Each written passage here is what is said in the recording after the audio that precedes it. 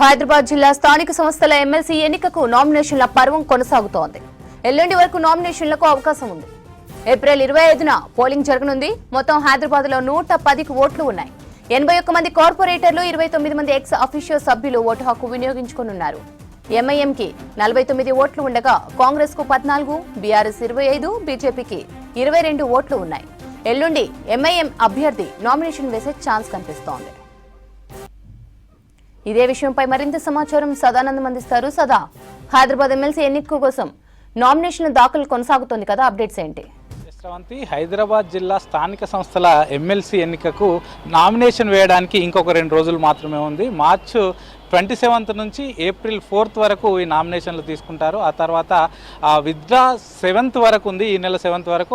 ఆ తర్వాత 9th వరకు స్క్రూటినీ చేసేసి ఆ రోజు ఫైనల్ లిస్ట్, ఒకవేళ 1 కన్నా ఎక్కువ నామినేషన్స్ వస్తే ఆ రోజు ఫైనల్ లిస్టు ప్రకటిస్తారు. ఆ తర్వాత ఈ నెల 23న జీహెచ్ఎంసీలో ఈ ఎన్నికల పోలింగ్ జరగనుంది. 25న రిజల్ట్స్ ప్రకటిస్తారు. సో ఈ హైదరాబాద్ జిల్లా స్థానిక సంస్థల ఎన్నికల్లో హైదరాబాద్ జిల్లాకు సంబంధించిన కార్పొరేటర్లు, అలాగే ఎక్స్ అఫీషియో మెంబర్స్, అంటే ఈ హైదరాబాద్ జిల్లాలో ఉన్నటువంటి ఎమ్మెల్యేలు కానీ, ఎంపీలు కానీ, రాజ్యసభ సభ్యులు కానీ, లేకపోతే ఎమ్మెల్సీలు కానీ, వీళ్ళు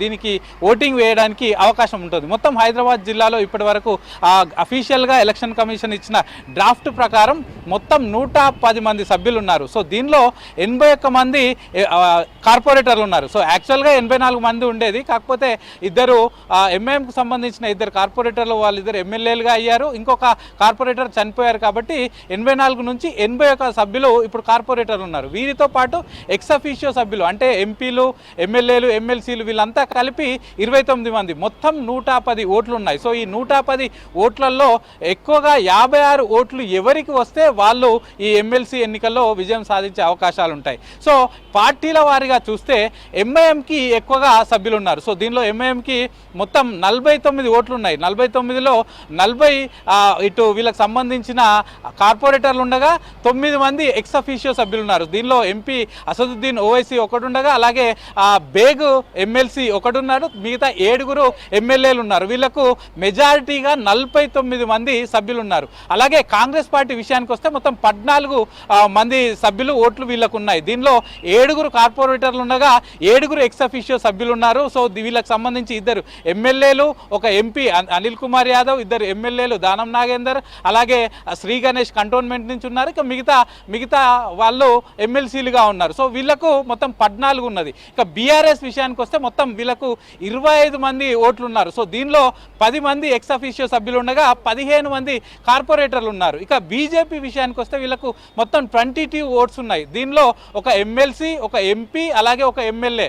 అటు ఎంపీగా కిషన్ రెడ్డి, ఎమ్మెల్యేగా రాజా సింగ్, అలాగే ఎమ్మెల్సీగా ఏవిఎన్ రెడ్డి, వీళ్ళు ఉండగా మిగతా 19 మంది కార్పొరేటర్లు ఉన్నారు. సో మొత్తం టెక్నికల్గా ఇటు ఒకవేళ నెంబర్స్ పరంగా చూస్తే 110 ఓట్లు ఉన్నాయి. కాబట్టి దీనిలో 56 ఎవరికి వస్తే వాళ్ళు గెలుస్తాయి. సో దీనిలో అత్యధికంగా ఎంఐఎంకు ఉన్నాయి. సో ఎంఐఎంకి 49, అంటే మిగతా వాళ్ళు ఎవరు పోటీ చేయకుండా, ఒకవేళ పోటీ చేసినా ఎవరిది వారు వేసుకున్నా కూడా ఇటు వీళ్ళకే వచ్చే అవకాశాలు ఉన్నాయి. సో ఎలాగూ ఎంఐఎంకి కాంగ్రెస్ సపోర్ట్ చేసే అవకాశాలు ఉంటాయి. ఎందుకంటే మనం రీసెంట్గా చూసినాం, ఇటు స్టాండింగ్ కమిటీ ఎన్నికల్లో కూడా, జిహెచ్ఎంసీ స్టాండింగ్ కమిటీ ఎన్నికల్లో ఎంఐఎం, కాంగ్రెస్ ఇద్దరు కూడా కలుపుకొని వాళ్ళు ఎంఐఎంకు 8, కాంగ్రెస్కు 7 తీసుకున్నారు. కాబట్టి ఈసారి కూడా తిరిగి ఇటు కాంగ్రెస్ ప్లస్ ఎంఐఎం కనుక కలిస్తే ఇటు కాంగ్రెస్కు 14 ఉన్నాయి, ఎంఐఎంకు 49 ఉన్నాయి. కాబట్టి 63 అవుతాయి. సో మ్యాజిక్ ఫిగర్ కంటే వీళ్ళకు ఎక్కువగానే వస్తాయి. ఇటు బీజేపీ కూడా మేము ఈసారి తప్పకుండా పోటీ చేస్తామని రీసెంట్గా కిషన్ రెడ్డి ఒక మీటింగ్లో అన్నాడు. కానీ బీజేపీకి ఉన్నవి మాత్రం కేవలం 22. దాంతో వీళ్ళు ఏం చేయలేరు. ఒకవేళ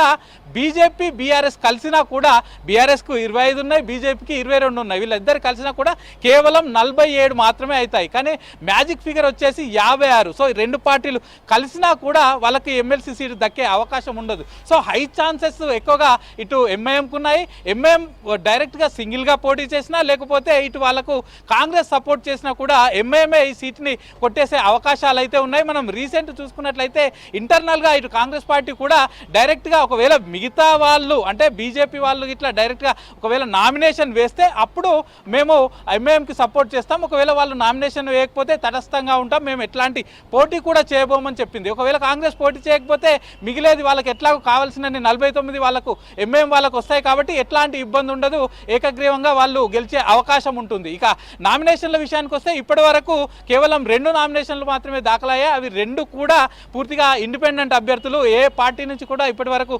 నామినేషన్లు అయితే దాఖలు కాలేదు. ఇక ఎంఐఎం వాళ్ళు పక్కాగా నామినేషన్ వేస్తామని చెప్తున్నారు. సో ఎల్లుండి వరకు లాస్ట్ డేట్ ఉన్నది కాబట్టి ఎల్లుండి ఎంఐఎం అభ్యర్థులు నామినేషన్ వేయనున్నారు. ఇక ఇటు బీజేపీ పార్టీ నుంచి కానీ బీఆర్ఎస్ పార్టీ నుంచి కానీ, ఇక బీఆర్ఎస్ పార్టీ అయితే ఇప్పటి వరకు ఈ ఎమ్మెల్సీ ఎన్నిక పైన అయితే మేము ఎట్లాంటి పోటీలో ఉండట్లేదనే ప్రకటించుకుంటూ వస్తుంది. దీనిపైన ఎట్లాంటి సౌండ్ కూడా చేయలేదు, ఎవరు కూడా ఎక్కడ పోటీ చేస్తామని ఇప్పటి వరకు ప్రకటించలేదు. కాబట్టి వాళ్ళైతే సైలెంట్గా ఉండే అవకాశాలు ఉన్నాయి. ఎందుకంటే వాళ్ళకు ఉన్నది కేవలం 25 ఓట్సే కాబట్టి అవి ఎలాగో ఒకవేళ మనం నామినేషన్ వేసినా కూడా ఓడిపోయే అవకాశాలే ఉంటాయి. కాబట్టి వాళ్ళు కూడా ప్రస్తుతానికి సైలెంట్గా ఉన్నారు. ఎంఐఎం గెలిచే అవకాశాలు ఉన్నాయి కాబట్టి వాళ్ళు ఎల్లుండి నామినేషన్ వేరున్నారు. సో ఎల్లుండి సాయంత్రం 5 గంటలకు అసలు ఎవరెవరు పోటీలో ఉన్నారు, ఎవరెవరు నామినేషన్ వేస్తున్నారు అనేది పూర్తిగా క్లారిటీ వచ్చే అవకాశాలు అయితే ఉన్నాయి. శ్రవంతి.